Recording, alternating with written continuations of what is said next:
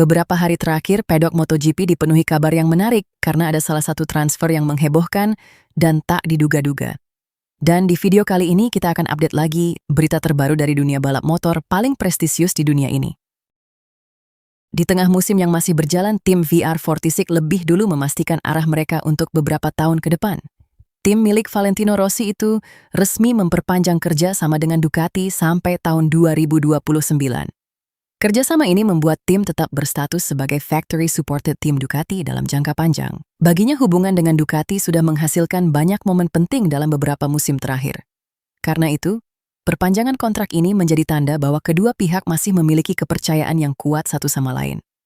Di saat persaingan antar pabrikan semakin ketat, VR46 dan Ducati memilih melanjutkan perjalanan mereka bersama. Sementara itu, kabar berbeda datang dari Johan Zarco. Pembalap asal Prancis tersebut dipastikan masih harus menepi dari lintasan karena menjalani proses pemulihan cedera. Zarco menargetkan bisa kembali membalap pada bulan September setelah mendapatkan evaluasi medis terbaru. Cedera yang dialaminya tidak ringan. Ligamen lutut, meniskus, dan tulang fibula membutuhkan waktu untuk pulih sepenuhnya. Meski begitu, kabar baiknya adalah Zarco tidak perlu menjalani operasi. Fokusnya sekarang adalah menjalani rehabilitasi dan mempersiapkan diri agar bisa kembali dalam kondisi terbaik saat mendapatkan izin balapan. Di sisi lain ada kabar yang cukup menggembirakan bagi para penggemar balap di Asia Tenggara.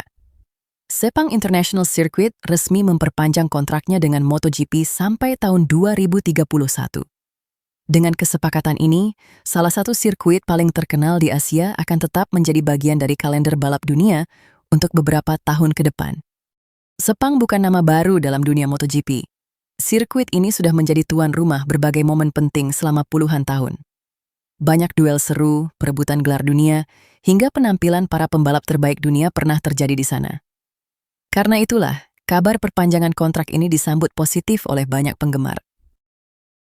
Ketika beberapa tim sedang mempersiapkan masa depan mereka, BK8 Gresini Racing juga membuat pengumuman penting. Tim asal Italia itu resmi mengumumkan Joan Mir dan Daniel Holgado sebagai line-up mereka untuk musim 2027. Bagi Joan Mir, ini menjadi langkah baru dalam kariernya setelah berbagai tantangan yang dihadapinya dalam beberapa musim terakhir. Sementara bagi Daniel Holgado, kesempatan ini menjadi langkah besar menuju level tertinggi balap motor dunia. Kombinasi pembalap berpengalaman dan talenta muda membuat proyek Gresini untuk musim mendatang mulai menarik perhatian. Lalu ada satu cerita yang sangat dekat dengan penggemar Indonesia. Veda Ega Pratama datang ke Assen dengan kepercayaan diri yang tinggi, setelah menunjukkan perkembangan yang positif sepanjang akhir pekan.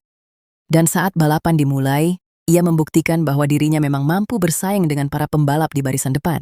Start dari posisi ke-7, Veda langsung bergabung dalam pertarungan grup terdepan.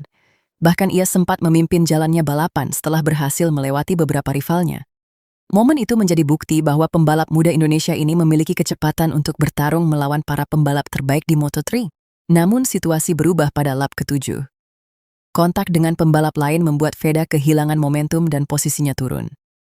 Saat mencoba mengejar kembali, masalah datang dari bagian belakang motornya.